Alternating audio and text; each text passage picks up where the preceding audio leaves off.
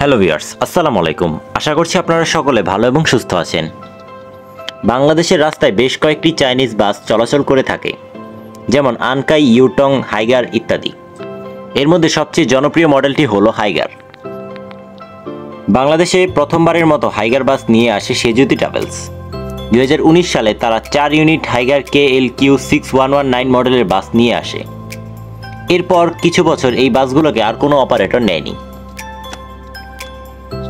তবে করোনা লকডাউনের পর সেন্ট মার্টিন ট্রাভেলস তাদের বহরে যুক্ত করে হাইগার স্লিপার বাস, যেটি ছিল বাংলাদেশের প্রথম হাইগার স্লিপার বাস।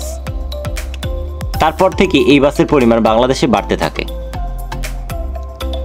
একটা কথা প্রচলিত আছে যে মেড ইন চায়না বেশি দিন যায় না, তবে এই কথাটি আসলে হাইগারের সাথেই ঠিক যায় না। বাংলাদেশের রাস্তার কথা বিবেচনায় হাইগারের এই মডেলটি একটি পারফেক্ট বাস। এখন স্লিপার বাস তৈরির ক্ষেত্রে অনেক বাস মালিকই এই চেসিসটিকে নিচ্ছে।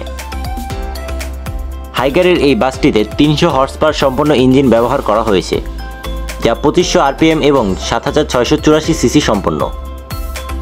এর ফুয়েল ক্যাপাসিটি 400 লিটার। এর হুইলবেস সাইজ 5870 মিলিমিটার। এই বাসে ব্রেক হিসেবে air brake, retarder, dual service brake ও স্প্রিং এনার্জি পার্কিং ব্রেকের মতো শক্তিশালী সেফটি ফিচার্স রয়েছে।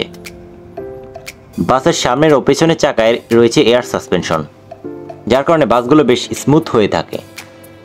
আবার বাসগুলোর পিকআপও বেশ ফাস্ট। এই বাসগুলোর চেসিসের দাম পড়ে বাংলাদেশি টাকায় 75 থেকে 80 লাখ টাকার মতো। এসি বাস বডি করানোর ক্ষেত্রে আরও 20 থেকে 30 লাখ টাকার মতো খরচ হয়ে থাকে। মোটামুটি 1 কোটি টাকার আশেপাশে এই বাসগুলোকে নিতে পারে মালিকরা। তবে এতে কিস্তির সুবিধা নেই, যার কারণে এই বাসগুলো বাংলাদেশে কিছুটা কম। তবে খুব শীঘ্রই এই বাসগুলো বাংলাদেশের পরিবহন জগতের এসি সেক্টরে একটি ভালো জায়গা করে নিতে যাচ্ছে। আবার হিনো RM2 এবং হিনো RN8 বাংলাদেশে আর আসবে না। এছাড়া এই বাসগুলো স্কেনিয়া, হুন্দাই, ম্যানের চেয়ে কোনো অংশেই কম নয়, যার কারণে ওই বাসগুলোর জায়গাটা নেওয়ার একটা বড় চান্স আছে হাইগারের। তো এই ছিল আজকের ভিডিওটি ভালো লাগলে ভিডিওটিতে একটি লাইক করে চ্যানেলটি সাবস্ক্রাইব করে পাশে থাকার অনুরোধ রইল।